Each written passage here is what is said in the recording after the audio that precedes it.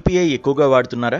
అయితే త్వరలో ఒక పెద్ద మార్పు అమల్లోకి వచ్చే అవకాశం ఉంది. టీ షాప్ దగ్గర చేసే చిన్న లావాదేవీలకు కూడా చాలామంది యూపీఐ ఉపయోగిస్తున్నారు.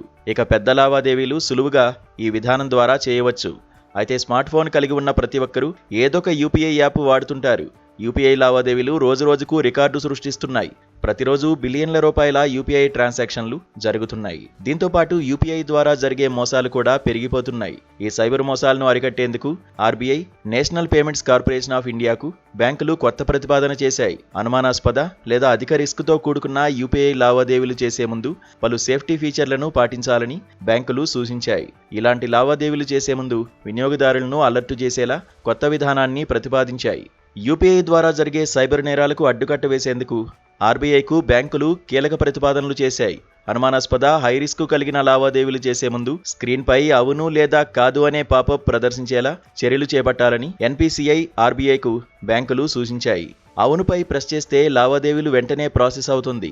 కాదు అని చెబితే ట్రాన్సాక్షన్ క్యాన్సిల్ అవుతుంది. ఈ రెండు ఆప్షన్లలో ఏది ఎంచుకోకపోతే గంటలోపు డబ్బులు బదిలీ అవుతాయి. చెల్లింపులు చేసే ముందు ఒక అలర్ట్ మెసేజ్ తరహాలోనే ఇది ఉపయోగపడుతుంది. వినియోగదారులు మరోసారి కరెక్ట్ వ్యక్తికి పంపుతున్నాడా లేదా అనేది తనిఖీ చేసుకునేందుకు సహాయపడుతుంది. తొందరపాటులో తప్పుడు వ్యక్తికి డబ్బులు పంపించడాన్ని ఇది కొంతమేర అడ్డుకట్ట వేస్తుంది.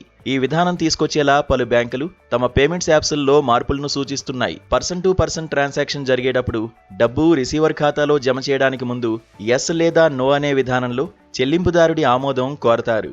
యూపీఐ ద్వారా 10,000 రూపాయలకు మించి పంపుతుంటే గంట వెయిటింగ్ పీరియడ్ వ్యవస్థను ఆర్బీఐ తీసుకురావాలని సూచిస్తోంది. ఈ విధానంలో మనం 10,000కు మించి పంపాలంటే గంట తర్వాతనే రిసీవర్ ఖాతాలో పడతాయి. ఆలోపు మీరు ట్రాన్సాక్షన్ క్యాన్సిల్ చేసుకోవచ్చు. దీనికి ప్రత్యామ్నాయంగా అనేక బ్యాంకులు ఎస్ లేదా నో అనే ఆప్షన్ను సూచిస్తున్నాయి. అయితే 10,000 రూపాయల పరిమితికి మించి చేసే లావాదేవీలకు అవును, ఏమీ లేదు అనే ప్రాంప్ట్ను చూపించమని బ్యాంకులు సూచించడం లేదు.